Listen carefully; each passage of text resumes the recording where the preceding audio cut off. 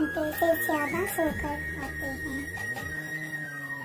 جب آپ کے دل میں کسی کے لیے نفرت پیدا ہو جائے تو پھر اس کی اچھی عادات اور کاموں میں بھی آپ کو برے پہلو ہی نظر آنے لگتے ہیں۔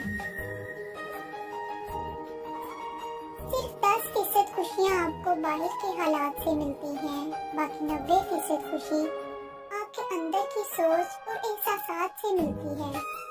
خوش رہنے کے لیے دنیا کو بدلنے کے بجائے اپنے اندر کی سوچ کو بدلنا ضروری ہے۔ اندر سے ٹوٹا ہوا شخص کبھی نارمل نظر نہیں آئے گا۔ اس کی ہر ایموشن میں شدت پائی جائے گی۔ ہنسنے لگے گا تو بہت زیادہ ہنسے گا، چپ رہے گا تو گہری خاموشی اختیار کرے گا، لوگوں کے ساتھ انگیج ہوگا تو بہت زیادہ ہوگا، اور تنہا رہے گا تو سائے کو بھی ساتھ برداشت نہیں کرے گا۔ جس کے ساتھ تم ہنستے ہو اسے تم بھول سکتے ہو، لیکن جس کے ساتھ تم روتے ہو اسے کبھی نہیں بھول سکتے۔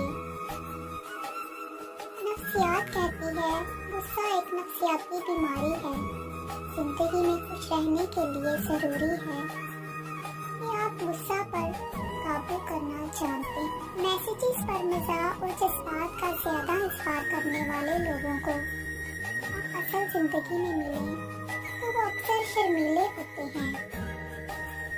کسی سے محبت کا بہترین طریقہ یہ ہے کہ اسے ہمیشہ اپنی دعاؤں میں یاد کیا جائے۔